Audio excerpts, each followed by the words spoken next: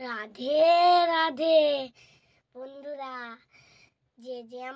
আমি একটা আবার স্টোরি নিয়ে চলে এসেছি।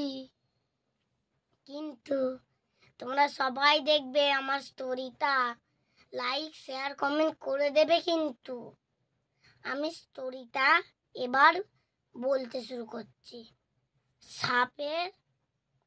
সাপের মূর্খতার পিঁমড়ের চালাক বুদ্ধি। দেখো তাহলে বন্ধুরা, সাপ একটা বড় গাছের তলায় বাস করত।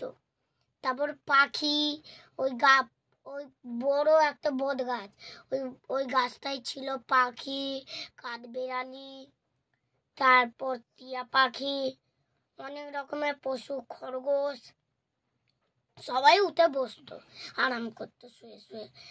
তারপর একদিন রোজেরই ওই পাখির ডিম খেত সাপ লুকিয়ে লুকিয়ে। সাপটা ওই পাখিরা যখন জঙ্গলে যায় খাবার খুঁজতে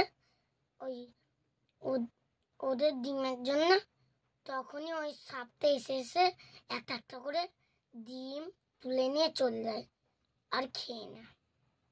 তখনই সবাই ওইটার জন্য বিরক্ত হয়ে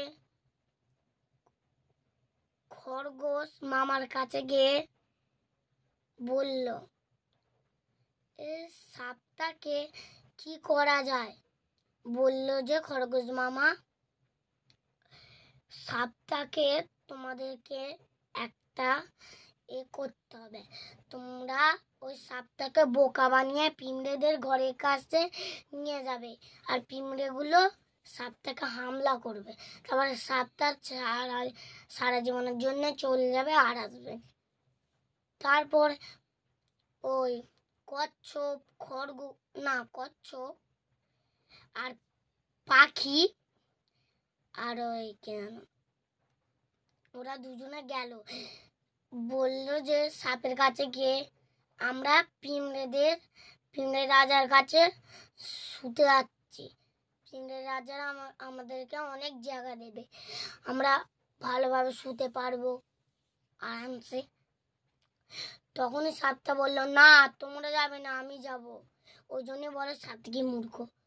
তারপর সাপটা ওদেরকে পেছনে ঠেলে দিয়ে ও লেজে করে, তারপর সাপটা পিঁমড়েদের গেটের কাছে গিয়ে বলল, এ পিঁমড়ের রাজারা, সেনাপতিরা, সবাই বেরো, আমি এই তোমাদের ঘরে রাজ্য করব, তোমরা সবাই বেরো।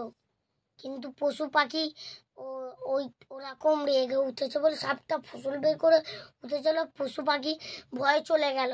কিন্তু ওই পিঁমড়েগুলো এত যে বুদ্ধিমান কেউ আর জানে না, পিঁমড়েগুলো আর গেলনি।